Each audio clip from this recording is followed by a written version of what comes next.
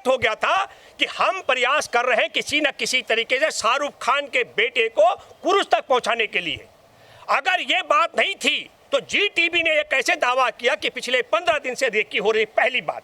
दूसरी बात मैं कहना चाहता हूं कि आर्यन खान को जब गिरफ्तार किया गया गांधी जयंती के दिन, तो आर्यन खान के वकील ने भी विरोध नहीं किया था। उनको भी लग रहा था कि साधारण सा मामला है। क्रूज में जहाज में जा रहे थे, वहां पर इसके दोस्त के पास में 5 ग्राम गांजा पकड़ा गया, पैर के जूते के अंदर रखा हुआ। अब वो रखा हुआ था या जांच पड़ताल के दौरान रखा गया, ये शोध का विषय है। पर तीसरी महत्वपूर्ण बात आप देखिए कि उसमें जो गवाह थे, वो गवाह कौन थे? किरण गोस्वामी और मनीष भानुशाली।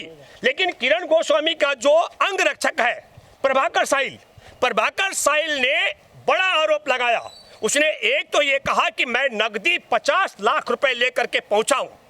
वो नकदी किस बात की होगी, इसकी भी जांच पड़ताल होनी चाहिए। और दूसरी बात कही कि करीब 25 करोड़ रुपए की जो डील हो रही थी, उसमें 18 करोड़ में सौदा तय हो रहा, जिसमें 8 करोड़ रुपए समीर वानखेड़े ने लेने थे।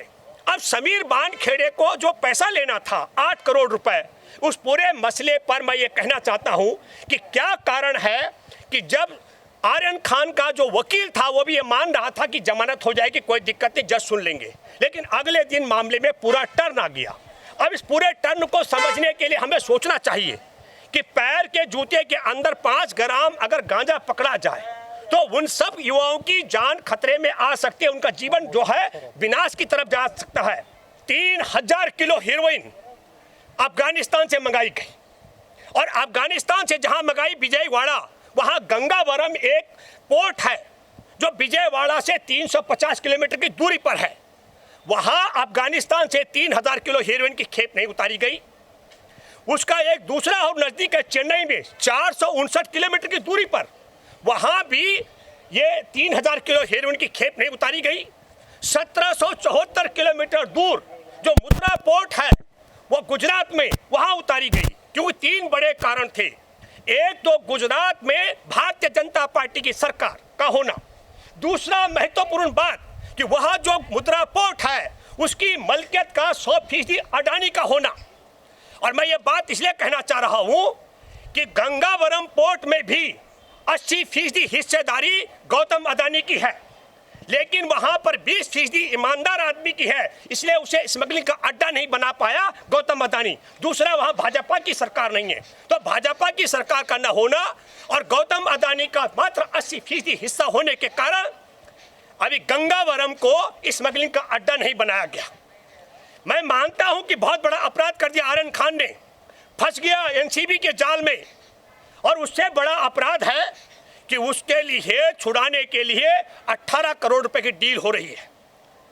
मैं आपके माध्यम से एक बात कहना चाहता हूं, अभी आपने देखा होगा किरण जो है, जो इनका निजी जासूस है किरण गोस्वामी, वो उत्तर प्रदेश में सिलेंडर कर रहा है, भगोड़ा फिर रहा है। 2 बड़े गवाह एनसीबी के हैं। प्रभाकर साहिल जिसने दावा किया 24 अक्टूबर को उसने अपने शपथ पत्र में दिया कि मेरे से 10 से ज्यादा सादे कागजातों पर हस्ताक्षर कराए गए, और दूसरा किरण गोस्वामी वो भागता फिर रहा है। तो मैं ये कहना चाहता हूं कि जिस आधार पर शाहरुख खान के बेटे आर्यन खान को और उसके दोस्तों को गिरफ्तार किया गया, जिन गवाहों के बूते पर समीर वानखेड़े ने, उन 2 गवाह में से एक भागता फिर रहा है और दूसरा गवाह अपनी गवाही से मुकर गया है और उसने एक्सपोल खोल कर दी है 18 करोड़ की रिश्वतखोरी का मामला। और इससे पहले जब तालिबान की ताकत बढ़ गई थी तो जून में 1,75,000 करोड़ रुपए का हम जो कह रहे थे कि प्रधानमंत्री कहते नरेंद्र मोदी, मैं देश की 5 ट्रिलियन अर्थव्यवस्था लेकर आऊंगा। 5 ट्रिलियन का मतलब होता है 5 लाख करोड़ रुपए, और ये जो मैंने बताया जून में 1,75,000 करोड़ रुपए और 21,000 करोड़ रुपए सितंबर में, ये दोनों मिलाकर के 2 ट्रिलियन के बराबर है। हम भी सोच रहे थे कि भारत के बैंक बिक रहे हैं, भारत का रेलवे बिक रहा है, भारत का भेल बिक रहा है, गेल बिक रहा है, सेल बिक रहा है, सड़कें बिक रही हैं, एयरपोर्ट बिक रहे हैं, जहाज बिक रहे हैं, बंदरगाह बिक रहे हैं, देश के किसानों की जमीन लूट के बिक रही है, देश की सरकारी संपत्ति नीलाम हो रही है। पैसा कहां जा रहा है? पैसा बैंकों में नहीं है, पैसा सरकार के पास नहीं है, पैसा जनता के पास नहीं है, तो पैसा कहां गया? अब मैं दावे के साथ मैं कह सकता हूं कि प्रधानमंत्री नरेंद्र मोदी देश की संपत्ति बिकवा करके, बंदरगाहों को स्मगलिंग का अड्डा बनवा करके और तालिबानियों के साथ में मेल तेल करके, क्योंकि 2 खरब 10 अरब रुपए की हैसियत हमारे भारत में प्रधानमंत्री के चहेते गौतम अदानी, अंबानी, या मैं कह सकता हूं गृह मंत्री अमित शाह, प्रधानमंत्री नरेंद्र मोदी और मोहन भागवत, और इनका एक और इच्छाधारी है और उसका नाम है राष्ट्रीय सुरक्षा सलाहकार अजीत डोभाल। इनके अलावा किसी और के बाप की ताकत नहीं है 2 खरब 10 अरब रुपए की हेरोइन मंगा दे। कहां से? तालिबानियों से। इसलिए मैं आपके माध्यम से एक बात कहना चाहता हूं। और ना दूसरी बात, वैशाली और सुधाकर जो विजयवाड़ा के पकड़े गए, जिनकी एक छोटी सी कंपनी है, उनकी हैसियत भी 2 खरब 10 अरब रुपए के स्मगलिंग का पैसा लगाने की नहीं है मेरे प्यारे देशवासियों। तो असल मसला यह है कि वो 2 खरब 10 अरब रुपए की हीरोइन का हीरो कौन है? वो नरेंद्र मोदी है, अमित शाह है, मोहन भागवत है, गौतम अदानी है, या इनका वो पाकिस्तानी व्यापारी जिसका बेटा का साझेदार राष्ट्रीय सुरक्षा सलाहकार है, वो उसका हीरो है? जरा मुझे लगता है उसकी बात क्यों नहीं हो रही है, उसे क्यों नहीं पकड़ा जा रहा? चर्चा हो रही है, आज भी जमानत नहीं हुई आर्यन खान की। अदालत में बैठे जज भी धृतराष्ट्र की भूमिका में है।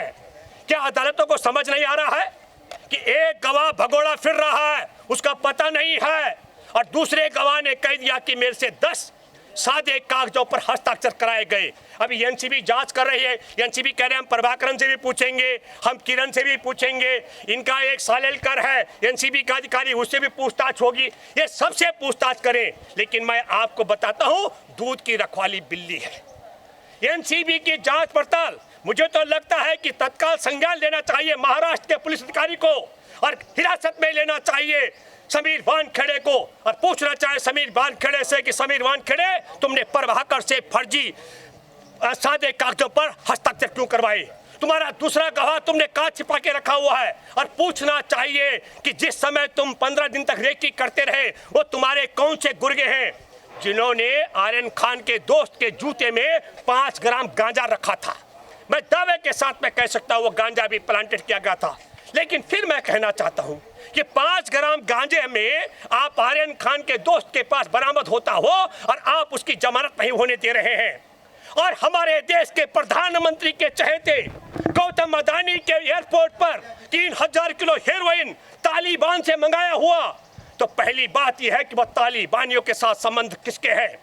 नरेंद्र मोदी, अमित शाह, मोहन भागवत या गौतम अदानी में से 4 कौन देशद्रोही है, या इनका राष्ट्रीय सुरक्षा सलाहकार अजीत डोभाल? ये बात साफ साफ होनी चाहिए। दूसरी बात, गौतम अदानी के एयरपोर्ट पर 3000 किलो हेरोइन पकड़ा गया, उससे क्यों नहीं पूछताछ हो रही? उसका रिमांड क्यों नहीं लिया जा रहा?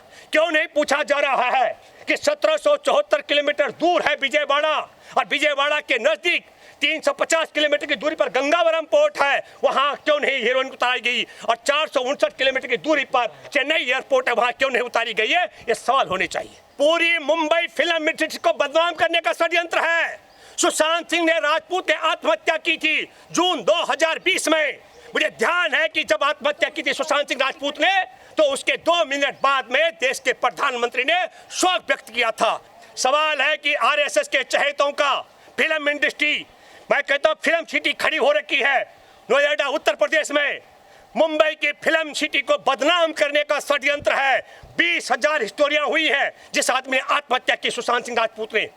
हम ये कहना चाहते हैं फिल्म इंडस्ट्री के लोगों, ये ना हिंदू का मसला ना मुसलमान का मसला है, फिल्म इंडस्ट्री को बदनाम करने का षड्यंत्र है। चाहे सुशांत सिंह राजपूत चरस पीने वाले की आत्महत्या के मामले में पूरी फिल्म इंडस्ट्री को बदनाम करने का खेल हो, चाहे 5 ग्राम आर्यन खान के दोस्त के जूते के बीच में से निकलना गांजा, और उसके बाद पूरे युवाओं को पकड़, 1200 लोग थे उसमें, गिरफ्तार करो, सबको करो। पर पहल फिर मैं कहना चाहता हूं, ये हिंदू मुसलमान का मामला नहीं है।